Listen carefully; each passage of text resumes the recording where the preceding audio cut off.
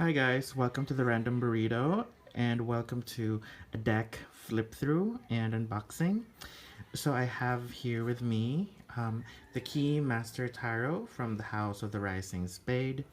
This company is an indie publishing company and they're originally from Stockholm, Sweden, but fortunately they have a factory outlet in Texas, which made shipping a bit easier. So as you can see, the box has gold inlays, and at the edge of the boxes, the edges, it's lined with the 22 major arcana. And at the back, we have this beautiful the Keymaster, more like an insignia, or I believe this is the crest of the House of the Rising Spade, the publishing company.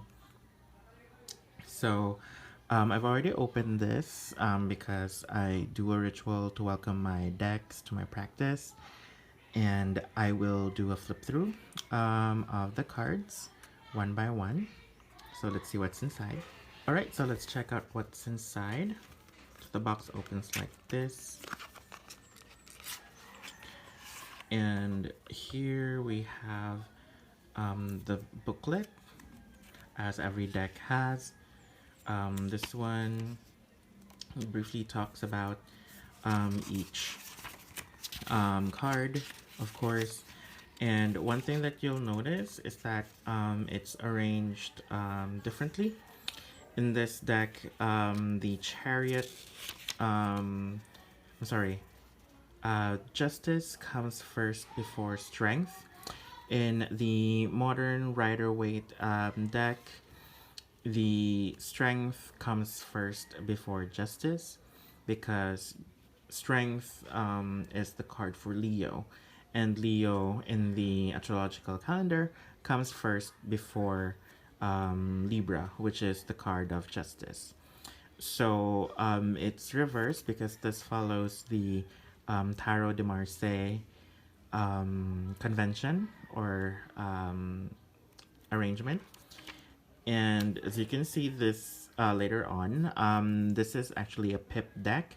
What it means is that the minor arcana from ace to tens are not illustrated. They do not depict a scene, they do not depict people or scenarios. They're just symbols.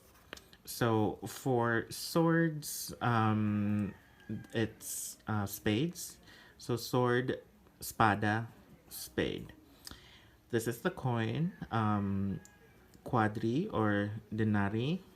It's translated to diamonds.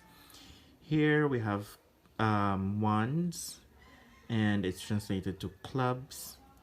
Here we have cups, which represents emotions. So it's expressed in the suit of hearts.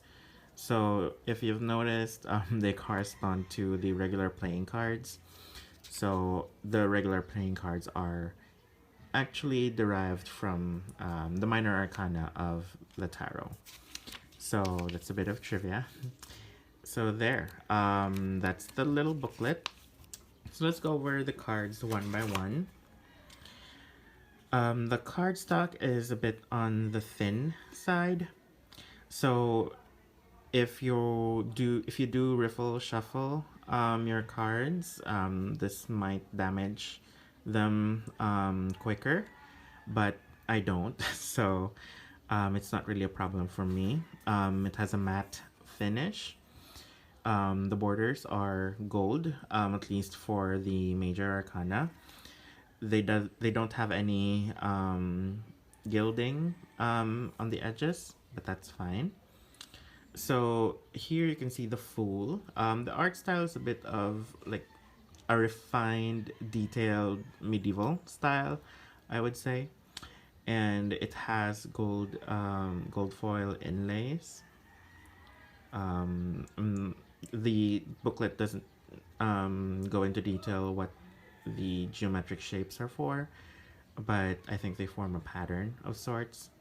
So that's the Fool. In the traditional Tarot de Marseille, Imagery, the Fool looks like a Joker, or a Battler, like someone who does rope walking, basically a jester.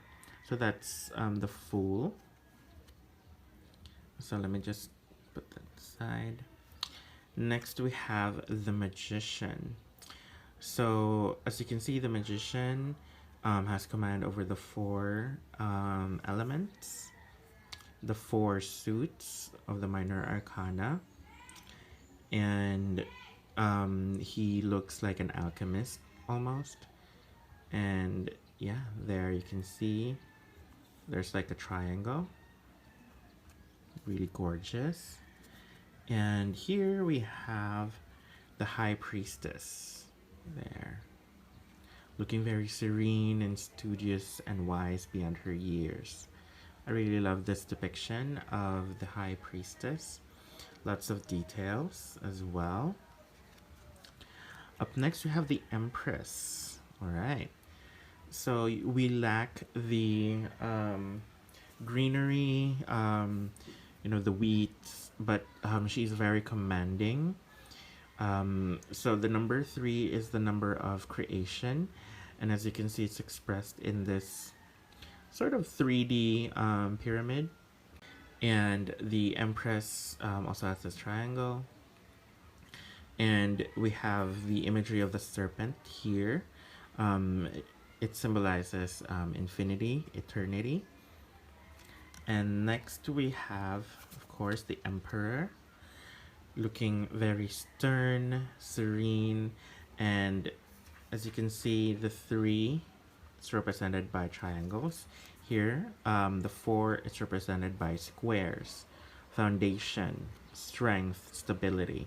So that's what the Emperor symbolizes. And if you've noticed as well, we have 3, Roman numeral 3, and then we have 4 like marks.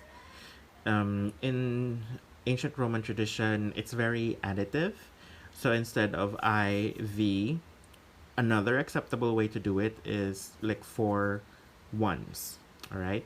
So that's something I actually learned quite recently before I got the deck. And I find it interesting that this company followed that tradition. Up next, we have the Hierophant, or the High Priest, looking very serene and authoritarian. They even have the eye here. This is very well made, and as you can see, there's a constellation here. I'm not sure if you can see it, but that's the constellation for Taurus, which is this is the card of Taurus, the Hierophant. I'm not sure if there's anything here on the Emperor, but this is the card of Aries, actually. So as you can see in the motif, it's all squares. This one is 5, so there's a triangle and the circle. Alright, next we have the Lovers. There. So we have Mars and Venus, but this is actually the card of Gemini. Really gorgeous imagery. And if you've noticed, there's a lot of Egyptian motif with the pyramids. So by the time that Tarot de Marseille was used, there was this ongoing belief that tarot originated in Egypt, which has long since been debunked. It originated in Italy.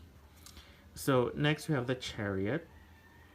So instead of 2 sphinxes, we have these 2 beasts, both black and white. And the Charioteer, looking at the past, present, and future. And this is the constellation of Cancer. There. Next we have Justice, coming in as the 8th major arcana, the 9th rather. And there, the scales We have this sword representing clarity. They really look so gorgeous. The art style is mesmerizing. Just the attention to detail. I mean, look at the Hermit. So his cloth has patterns, and it's only visible when it's illuminated by the lantern. And as you can see, there's the Star of David, and there's a circle. So the Hermit looks very wise and peaceful. Okay, up next we have the Wheel of Fortune. So the elements are still here, and as you can see, it has the symbol of Jupiter, because the Wheel of Fortune is, in astrology, it corresponds to the planet Jupiter. And we have the four directions, four cardinal directions, and it actually retains most of the imagery from the original Tarot de Marseille deck. And this is a symbol for air, this is water, this is earth, and this is fire. Next we have strength, the card of Leo. It's illustrated here as the constellation. And again, it's a woman kind of taming the lion. Classic imagery. Up next, we have the Hangman. Right. So the symbol of the Hangman is, well, someone that's hung by the foot, upside down. And there's a halo here symbolizing enlightenment. Alright, really good. I like the yellow and the blue. Enlightenment and deep thought and wisdom. Alright, next we have death. Alright, really foreboding, yet very beautiful. I like the scythe, and it's as if the cloak is somewhat like covering it, but you have x-ray vision, so you can see the skull behind it. So yeah, it's black and red with a strike of this brazen bright color, which is really striking. Next we have Temperance. So I can really see the details and the gold foil inlays, really beautiful. And it's as if this one is like, shining, very wonderful. Next we have the Devil, very menacing, right? So we have here the lovers, they're now chained by the Devil. And as you can see, there's a reverse pentagram, which is, associated with the Devil for all the wrong reasons. And then we have the Tower. So as you can see, there's there's a crooked line, right? So this is where chaos is, basically. So Tower is about chaos, about upheavals. So when you thought things are going straight and it deviates even just a little bit and throws you off. So that's the energy of the Tower, rightfully depicted. Next we have the Star. Really beautiful card. And yeah, traditionally the Star, the woman in the Star, is naked. And I love the details of the water flowing out from the cup. There is a bird always in the Star, and that's in here. And yeah, really beautiful details. Next we have the Moon, another gorgeous card, remaining faithful to the original deck, and it's really beautiful. The gold foil inlays kind of gives like a certain depth to them, which is wonderful. And it just looks so silvery and blue. Wonderful. And complete opposite to that is the sun. Yes. It's giving me joy. Sol indiges. So sol is sun, indiges is kind of like unconquerable or something. So there, really beautiful figure. Next we have Judgment. So as you can see, these people are being elevated, right? So the Judgment is about waking up something dead inside of you, revealing who you are to yourself and to the world around you. So that's the function of Judgment. It's really beautiful, really provoking imagery. And lastly, for the major arcana, we have the World. And we have here the fixed signs for each element of the zodiac. For air, we have Aquarius, represented by the male. For water, we have Scorpio, represented by its final evolution, the eagle. For fire, we have Leo, the lion. And for earth, we have Taurus. All right, really wonderful take on the major arcana symbolism, and they're really beautiful, you guys. This could be one of the most beautiful decks that I've owned, and honestly, it's also one of the most, if not the most, expensive deck that I own right now. So let me just give you a look of the back. So it's similar to this one, and let's see if it's reversible.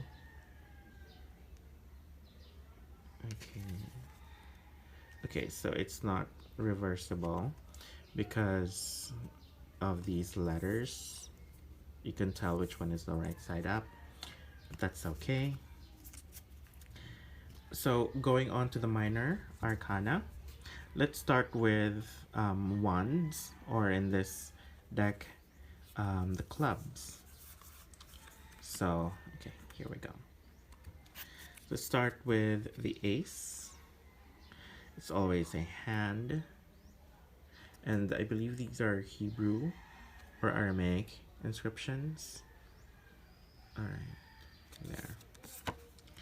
And then we have gold inlays. So we have, on the playing cards, they're clubs. But in the Tarot de Marseille, they are wands. So you can see the gold inlays of the wands. So if it's 3 of clubs or 3 of wands, you also see them. So this is what I meant by they're a pip deck. So yeah, it's really beautiful. Really gorgeous detail of the gold. So here we have the Jack or the Page of Wands, the Knight of Clubs or the Knight of Wands, the Queen of Wands. I don't know, but she kind of looks like Nicki Minaj. I'm sorry. And we have the King of Clubs. All right. Looking very serious and stern. Gorgeous. All right, moving on to Spades.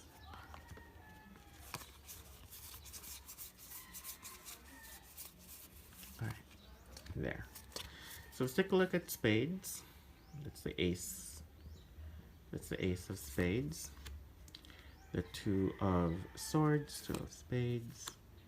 3, 4, 5, 6, 7, 8. It's the Keymaster seal.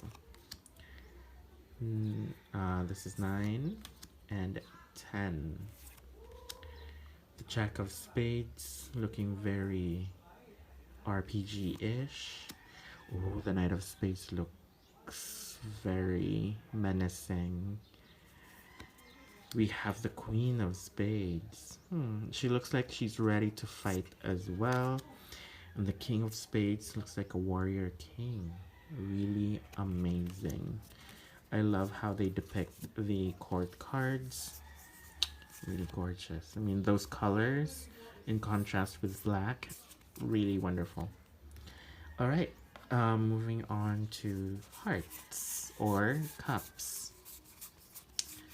So let's start with the Ace of Cups, the symbol of water, the Two of Cups,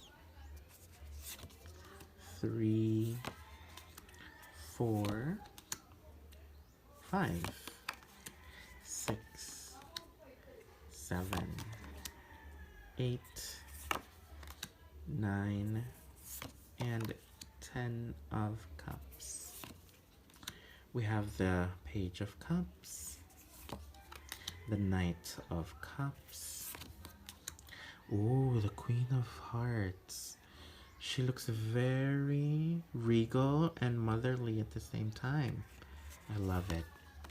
And lastly, we have the King of Hearts, looking very brave and passionate at the same time. Wonderful. All right. And lastly, we have the diamonds or the pentacles, the element of earth, right? Two of Pentacles. This imagery is consistent of all Two of Pentacles cards. There's 3, 4, 5, 6, 7, ooh, 8. Wow. This is really gorgeous. 9, even more gorgeous. And 10. Wonderful. Let's take a look at the Jack, the Page of Pentacles, Knight of Diamonds, the... Oh.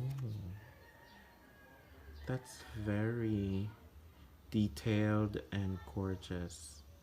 Wow. Oh, the Queen of Diamonds. She looks very regal and like it controls. She's giving me kind of Charlize Theron from the Snow White reimagined movies. It's really gorgeous. And the King of Diamonds. Wow. Very commanding. I love the art of this deck. I think it's obvious. It's really well thought of. There's respect to the tradition, and there's still some modern takes on it. I wish the cardstock was a bit thicker because even though I don't riffle shuffle, I just love having some sort of thickness to the cards, but that's okay. And yeah, so that's our Keymaster Tarot deck flip through. I hope you guys enjoyed. And again, they are an indie company, but they have a website. They're based in Sweden, but they have a factory outlet in the US. So don't let that stop you. If you want to purchase the deck, it's really beautiful. It's gorgeous, and it would really, since it's a pip deck, it would really push the boundaries of your intuition and your bond with your deck. So again, probably one of my most gorgeous decks and one of my most expensive ones as well, but worth every penny. So this has been the Random Burrito, and I hope you enjoyed this deck flip through. Thank you, and see you in our next videos. Bye bye.